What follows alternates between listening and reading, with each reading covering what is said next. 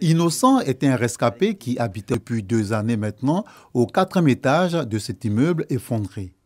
Il affirme ne pas sentir le moindre danger venir. Aux environs de 0h33, nous étions en chambre et puis on a constaté l'écoulement. Il y avait du bruit et puis bon.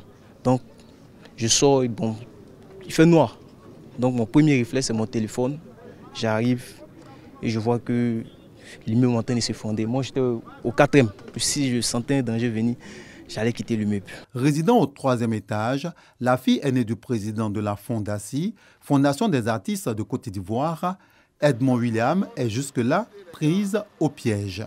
Ma fille, qui était en pleine étude, me dit qu'elle est assise au salon. Donc du coup, quand l'immeuble s'est effondré, le mur d'accès fait qu'elle ne peut pas sortir.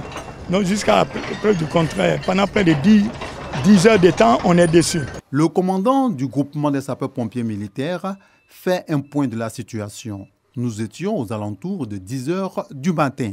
On a pu extraire de l'immeuble au moment de l'intervention 30 personnes, 17 qui ne présentaient pas de lésions particulières et 13 qui ont été évacués dans les hôpitaux de CHU d'Angré, CHU de Cocody et dans une clinique de la place.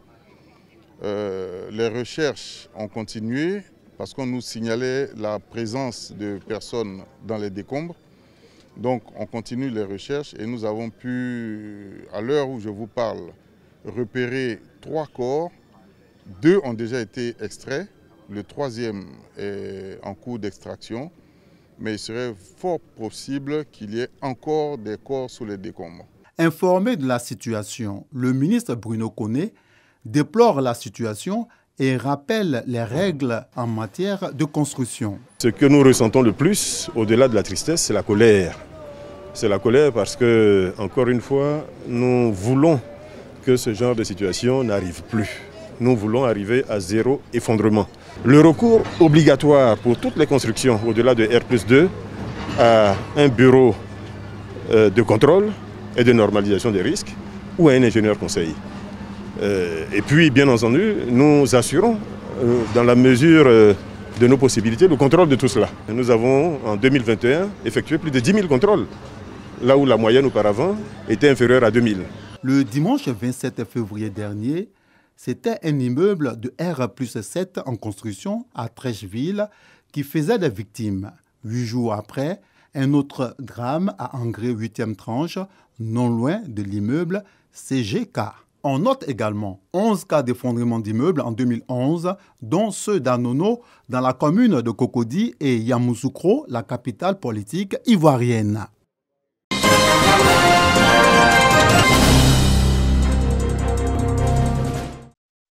Désormais certifié ISO 9001 version 2015, le département en charge du paysage et de la certification des poids de la Chambre de commerce et d'industrie de Côte d'Ivoire fait partie des entreprises ivoiriennes assermentées pour la qualité de leurs services. Cette certification est le résultat d'infrastructures modernes, fiables et homologuées, utilisées par des agents assermentés pour garantir aux opérateurs économiques et à l'État le poids réel des marchandises.